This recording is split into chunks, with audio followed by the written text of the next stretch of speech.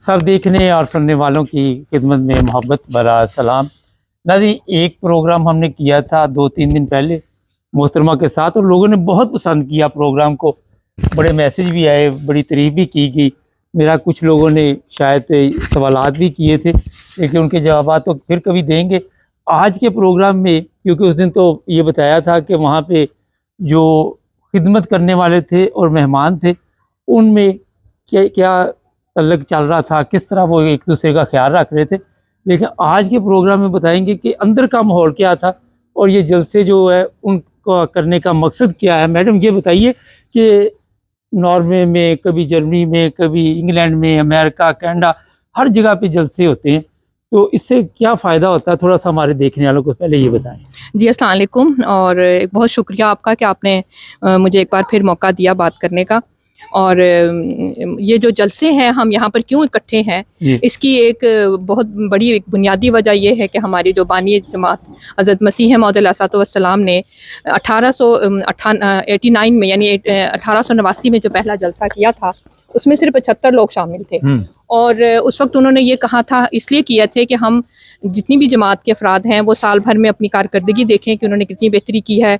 दूर दूर से लोग आएंगे, वो एक दूसरे से मिलेंगे, ताल्लुकात बढ़ाएंगे, और ये मेले ठेलों की तरह नहीं होना चाहिए। इसमें जो मेन चीज़ थी वो रूहानी मायदा, अपने ईमान को ताज़ा करना, और हम अहमदी क्यों हैं और हम दूसरों से मुख्तलिफ क्यों हैं, और हमारा दूसरे मुसलमानों से या दूसरे लोगों से क्या फ़र्क है, वो नज़र आना चाहिए। तो जैसा कि वो पिछले प्रोग्राम में मैंने बताया कि जो हमारा इंतज़ाम था वो बिल्कुल ऐसे ही था कि बाकी जो जलसे वगैरह या जुलूस या मेले ठेले होते हैं उनसे बहुत मुख्तलिफ था और बहुत अच्छा था।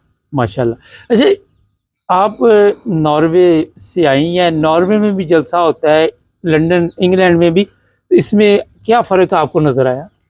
असल में सबसे बड़ा फ़र्क तो ये होता है कि यहाँ पे हमारे हुजूर होते हैं, हज़रत खलीफतुल मसीहुल खामिस, जो खिलाफत अला मनहाज नबूवत चल रही है महदी की, वो खलीफा होते हैं यहाँ पे हुजूर, वो मरकज़ी हैं यहाँ पे। उसकी वजह से दुनिया भर से लोग जो हैं वो यहाँ आते हैं, सिर्फ यूरोप से ही नहीं बल्कि दुनिया भर से और पाकिस्तान से भी लोग यहाँ आते हैं शामिल होने के लिए। तो ये फ़र्क है।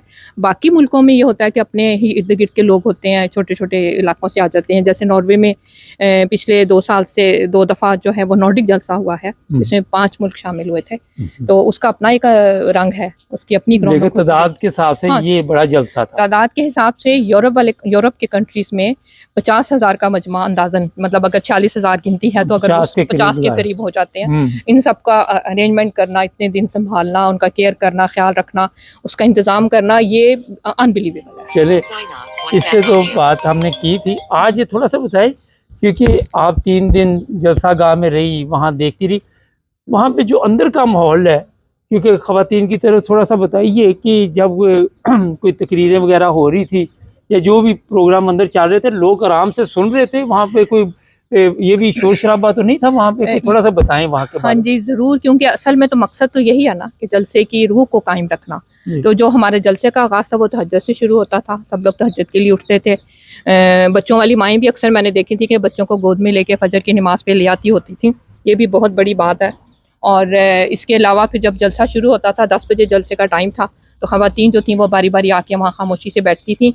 और मुनज़्ज़म रखने के लिए ये किया था कि चूँकि ज़ाहिर है बच्चों को बोलने से तो कोई नहीं रोक सकता, इसलिए उनकी मार्की ही अलग कर दी गई थी, जहाँ पर अगर थोड़ा बहुत शोर भी था लेकिन वहाँ स्क्रीन्स लगी हुई थी।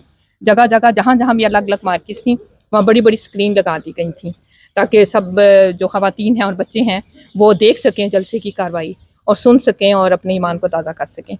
और इसके अलावा जो एक मेन चीज़ ये थी कि जो मुख्तलिफ मुल्कों से ख़वातीन आई हुई थी जिनकी ज़ुबानें और थी, उनका एक अलग छोटा सा हिस्सा बना दिया गया था, जहाँ उनको हेडफोन दे दिए गए थे और उनकी अपनी अपनी ज़ुबानों में तकरीबन 18 से ज़्यादा ज़ुबानें थीं, जिनमें तर्जुमा बराह रास्त हो रहा था।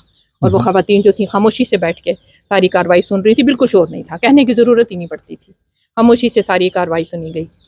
जो नौजवान लड़कियां थी वो भी आराम से के मोबाइल के साथ लगी हुई थी या आराम से तकरीरें सुन रही थी जो भी प्रोग्राम चल रहे थे? देखें, ये दुनिया है, साथ साथ दुनियादारी भी चलती रहती है। जो ही कोई वक्फा आता था, कोई ना कोई मैसेज आता था, लेकिन सबसे बड़ा फ़ायदा ये था कि वहाँ इंटरनेट की सिस्टम चल ही नहीं रहा था, इसलिए कोई मसला ही नहीं था। बातें भी होती थी, वक्फा होता था, आखिर इतने अरसे के बाद सब एक दूसरे से मिलते हैं।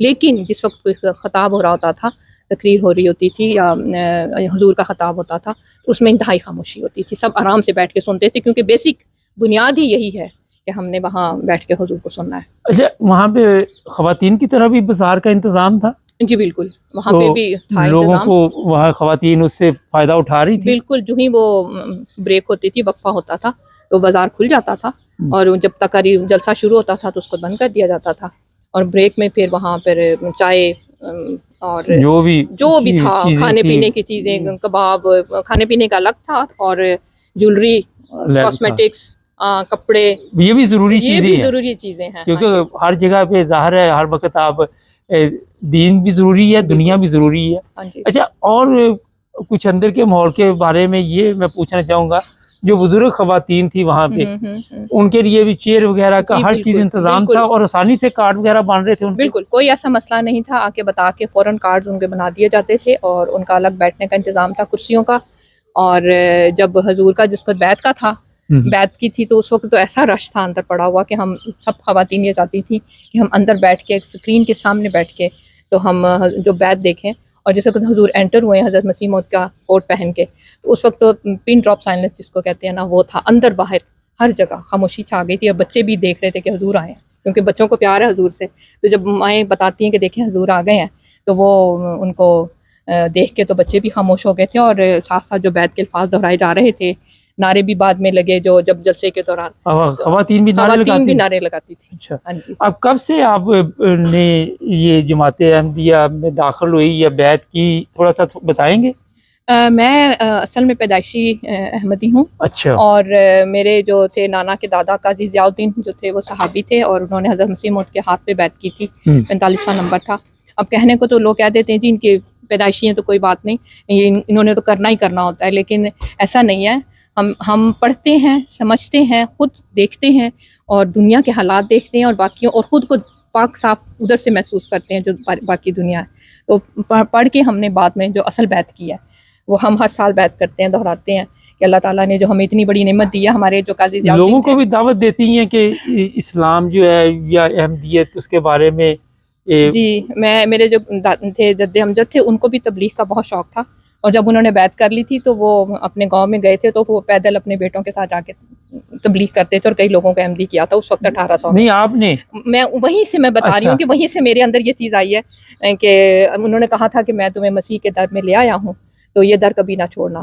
تو ایسی چیز گھٹی میں پڑی ہوئی ہے کہ میں, اللہ تعالیٰ کا فضل ہے کہ ہمارے خاندان میں یہ ہے کہ تبلیغ کرتے ہیں. اور خود کتنے لوگوں کو آپ نے احمدی کیا, کوئی یاد ہے؟ نہیں, مجھے تعداد نہیں پتا, لیکن میں کیا بھی ہے بہت زیادہ ہیں, ہم بہت زیادہ ایسے ہیں جو کہ تبلیغ سے احمدی ہو چکے ہیں الحمدللہ. کافی ایکٹیو ہیں سوشل میڈیا پہ الحمدللہ. تو یہ شوق کہاں سے پیدا ہوا؟ یہ بس وہی ہے, گھٹی میں والد صاحب بہت تھے, تبلیغ کرتے تھے, بڑے بھائی تھے ان کو تھا, تو وہ کرتے تھے تبلیغ. پھر جب خود سوشل میڈیا شروع ہوا تو اس میں پھر یہ تھا کہ فیس بک پہ سے شروع کیا, ریٹن لکھ کے کرتی تھی, اور جو کوئی بھی سوال ہوتا تھا, اگر وہ الٹے سیدھے سوال کرتے تھے کتابیں کھول کے حضرت مسیح موعود کی, تو وہ میں ان کو دکھاتی تھی کہ دیکھو تمہارا یہ جواب ہے.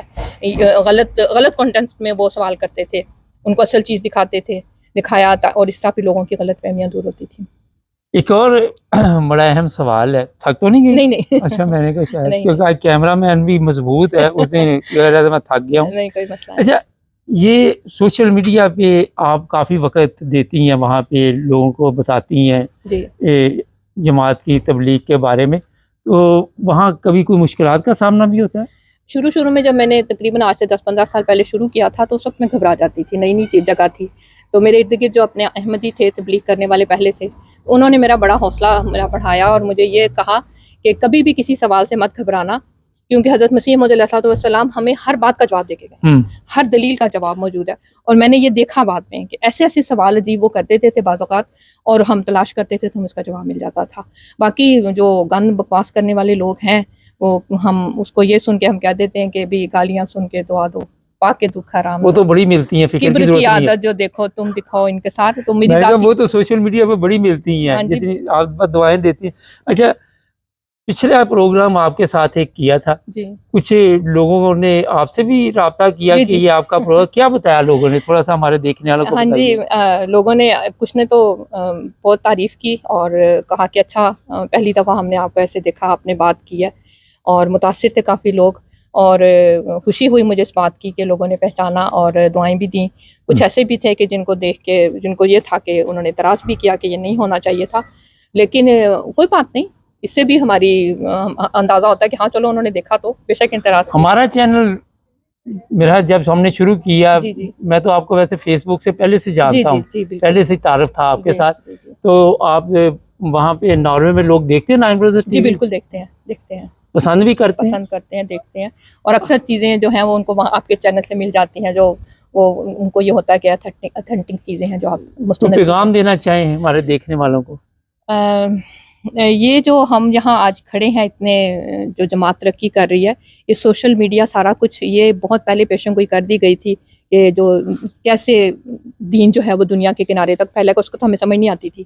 یہ جو نئی ترقیات ہیں جس میں ہمارے اکثر جو شوق رکھتے ہیں جرنلزم میں اور تشریحات کرنے میں اور بتانے میں, تو یہ بہت زیادہ فائدہ مند ثابت ہوتی ہیں یہ چیزیں. ایسے پروگرام ہوتے رہنے چاہیے, کام کرتے رہنا چاہیے, تاکہ جو ایک, کیونکہ ہماری تعداد تھوڑی ہے ابھی فی الحال, اور ہمارے پروگرام جتنے نہیں ہیں جتنے ہمارے خلاف ہیں, تو اس لیے ہمیں چاہیے کہ ہم جتنا زیادہ ہمیں موقع ملے ہم کوشش کرتے رہیں کہ ایسے پروگرام کریں تاکہ لوگوں کی غلط فہمیاں دور ہوں.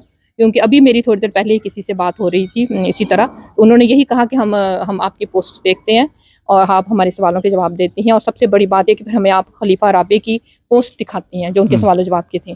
تو پھر یہ ہوتا ہے کہ ہمارا کام تو یہ ہوتا ہے لنک دے دیتے ہیں ان کو, اور سنیں, پھر اس میں سے سوال کریں, پھر لوگ رابطہ بھی کرتے ہیں. چلے جی, بہت شکریہ نادین.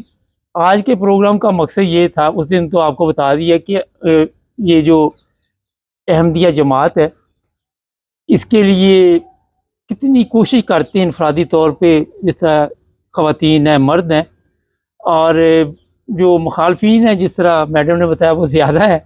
تو اس طرح مقابلہ تو نہیں ہو سکتا, لیکن میں نے یہ چیک کیا کیونکہ ہمارا چینل تو سب کے لیے ہے, اور کوئی بھی پروگرام ہوتا ہے کسی کا, ہم وہاں پہ جاتے ہیں تو ہر ایک کی بات سنتے ہیں. فیصلہ آپ کے ہاتھ میں ہے کہ آج آپ کو کیسا لگا پروگرام, کامنٹس میں لکھیں, اور جو اعتراضات ہوتے ہیں وہ ٹھیک لکھا کریں, غلط اعتراضات نہ کیا کریں, کیونکہ ہر چیز کا ہمارے پاس بھی علم ہوتا ہے.